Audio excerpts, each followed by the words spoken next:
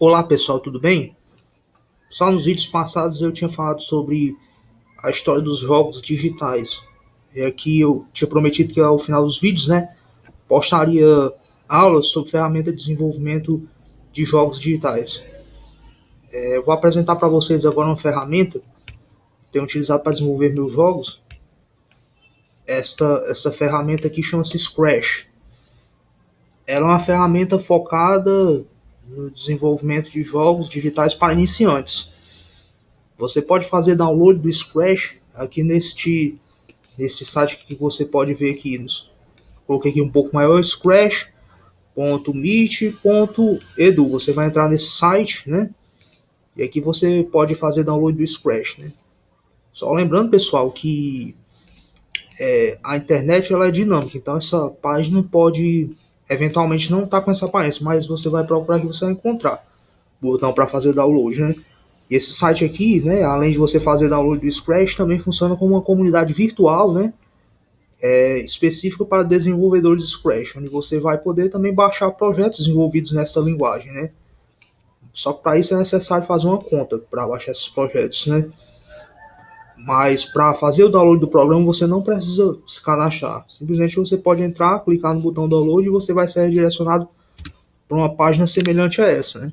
Aqui você escolhe a versão do Scratch que você vai baixar, dependendo do seu sistema operacional. Se seu sistema operacional é Windows, você vai baixar o Windows, né? Se é Linux, você vai baixar o Linux. E se você trabalha com Mac, você irá baixar com o Mac, né? O arquivo não é muito grande, né? O download não vai demorar muito, né? A não ser, é claro, que sua internet não seja de tanta velocidade assim, né? Mas geralmente não demora muito, tá, pessoal? Vou agora falar sobre as vantagens e as desvantagens do Scratch, né, que é essa ferramenta que eu vou utilizar. Vantagens. Scratch é de fácil aprendizado, ideal para programadores iniciantes e de todas as idades. Pessoal, o Scratch ele é utilizado, além de ferramenta de desenvolvimento de games, ele também é utilizado em algumas escolas, né, para ensinar as crianças noções básicas de lógica de programação. Né? É uma ferramenta utilizada então para todas as idades. Outra vantagem dele é que ele não precisa de um computador potente, né? Para rodar, ele ocupa pouco da sua memória e seu HD, né? Ou seja, se comparado a outras ferramentas de desenvolvimento de games, né, o Scratch é um programa relativamente leve, né? Não requer uma configuração muito avançada do seu PC.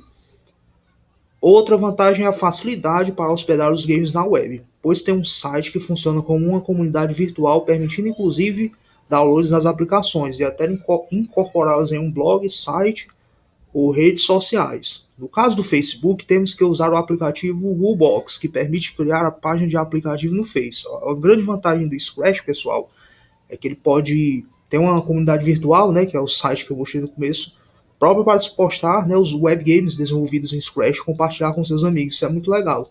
Você pode inclusive compartilhar nas redes sociais, no Facebook através do aplicativo Woolbox, né? Agora as desvantagens do Scratch. O Scratch, né, por ser uma linguagem simples, não permite o desenvolvimento de jogos mais avançados. A princípio abordaremos games estilo Atari. Pessoal, a princípio, né, eu abordarei jogos simples. E outra desvantagem do Scratch é que é necessário baixar alguns programas para acompanhar os projetos. Ou seja, gerar exe, gerar arquivo.jar ou gerar arquivo SWF. Contudo, pessoal, esses programas que nós usaremos, né, que o Machado irá ensinar a baixar alguns, não são programas pesados, não são programas tão difíceis de encontrar na internet, né? Mas para compilar o projeto, criar um exe para executar no Windows, ou criar um projeto .jar para executar utilizando a máquina virtual Java, ou o SWF, você vai fazer recurso de alguns programas, né? Naturalmente eu vou estar falando sobre isso. Bom, o que nós não veremos nessas aulas? Nós não veremos desenvolvimento de games em plataforma, nada de jogos como Mario ou Pitfall. A princípio, não iremos trabalhar com isso. E também algo que nós não veremos também é o desenvolvimento de games em 3D. Também não abordaremos esse assunto.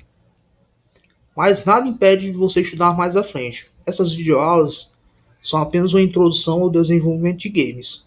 Aqui você aprenderá apenas o básico. Eu começarei ensinando a fazer jogos Atari da década de 70 e 80, mas você poderá buscar conhecimento no futuro para desenvolver games mais avançados. Temos ferramentas mais avançadas e mais difíceis de aprender, como o Game Maker, o Flash, Unity 3D e etc. Bom, pessoal, é isso daí. A princípio eu não vou fazer mais do que abordar apenas games básicos, né? Então vamos à apresentação da ferramenta. Só minimizar aqui esse arquivo, minimizar aqui meu navegador.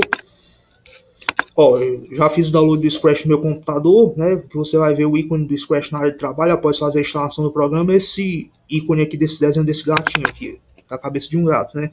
Esse aqui é o mascote do Scratch. Quando você carrega, né, clicando 2 vezes no ícone, que vai aparecer essa tela aqui. Essa tela aqui é a tela inicial do Scratch, onde nós temos primeiramente o mascote do Scratch, que é esse gato aqui, como eu já falei, né?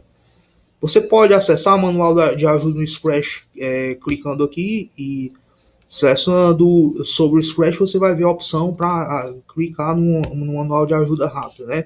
Um guia de referência, que vai te dar todas as noções básicas de como se trabalhar no Scratch, né? Alguns conceitos iniciais, né? Que você pode ver a tela inicial do programa, né?